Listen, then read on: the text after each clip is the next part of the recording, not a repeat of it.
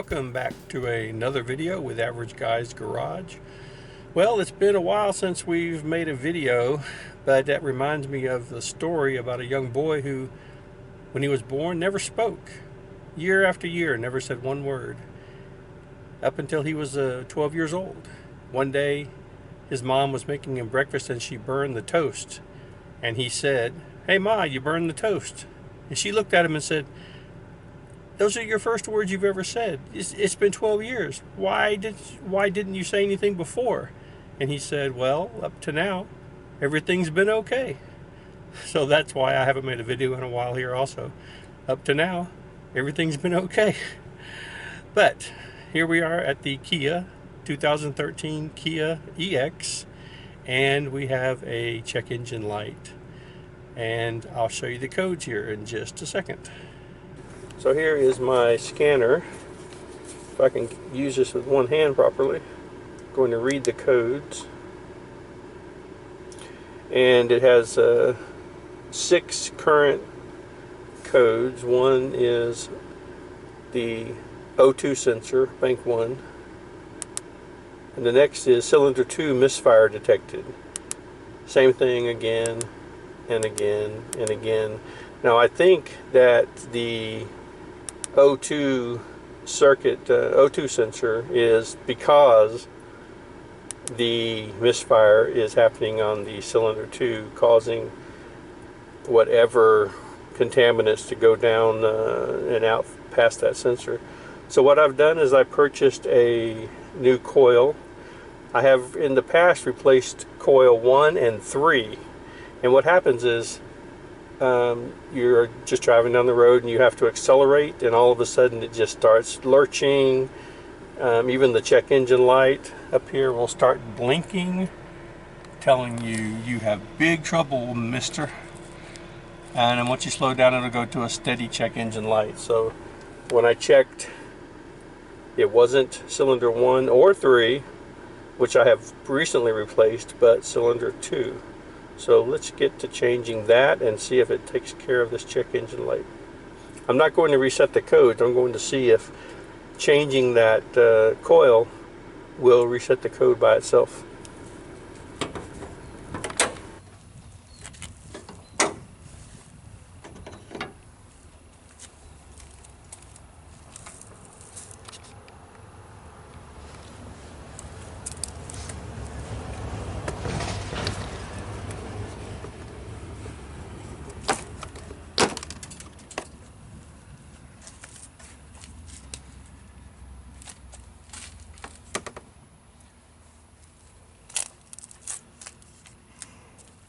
So if we look at the coils here, you can see number 1 here is pretty clean and number 3 is pretty clean, but number 2 here hasn't been changed. Number 4 hasn't been changed, pretty dirty. It's a 10mm to get that off. This, I'll have to remember how to do this because you don't want to bust that. I think you just pull back on it and then we'll get that going.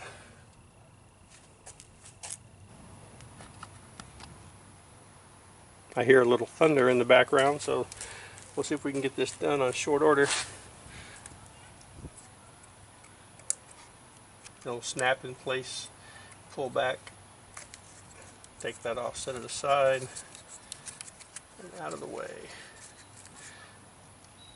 I had to change that 3rd cylinder 1 emergency one day when I was actually doing some work and I had to be somewhere, and I pulled into the AutoZone, bought one, engine hot as the dickens, and was able to take it out, change it, put it in, and go all within 10 minutes. So it's not too difficult of a job.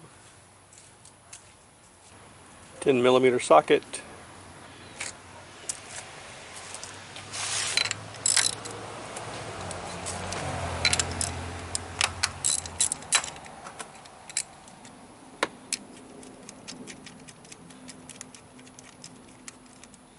The engine is pretty cool to the touch because I only had it on long enough to film that first part. there is the coil.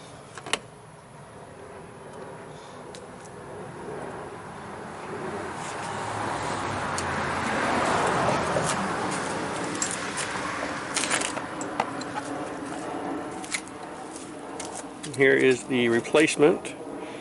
I purchased this at AutoZone. I had $20 cash back or discount because of prior purchases. So instead of $58, it only costs $38, which is a heck of a savings. So there is the new one, the old one.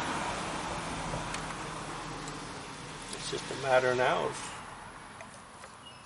putting it in and getting that rubber grime guard on top, lining up this hole.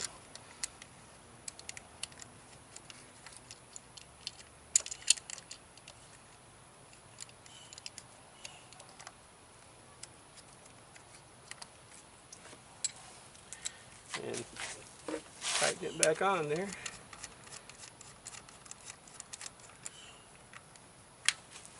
Really one of the easiest things to fix, and the car was really becoming undrivable. I mean, it would clear up and then come back, and then clear up, and then the problem would present again. But the last time, it was just lurching so badly I had to stop and get the part. Fortunately, that was only a couple miles from the house. All right, so the number 2, oh, and the cylinders are numbered 1, 2, 3, 4. 1 from the passenger side, the fan belt side, serpentine belt. 1, 2, 3, 4. So I guess with the over 100,000 miles, these are consumables. They're going to go bad. So now I've done 1, 2, and 3, and then I guess 4 is going to be the next one. So what do you think? Should I preemptively change it or wait till the problem presents itself? Let me know what you think.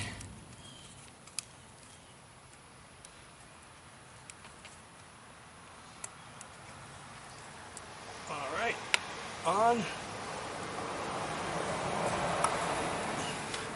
All right, we're not going to reset the code. We're going to turn the engine on and see if it will reset itself. Put this bag away. Okay, back in the car. Starting it up for the first time. Let me close the door so I don't get all that dinging noise. Plus the cicadas. All right.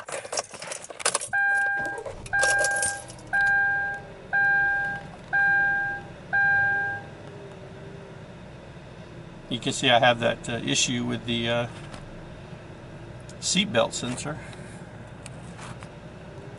Alright, so it did not just reset itself. When I did cylinder 3, it just reset itself automatically. So it's the next day now. I've put about almost 70 miles on the car since I changed the coil, ignition coil, and the check engine light finally went off.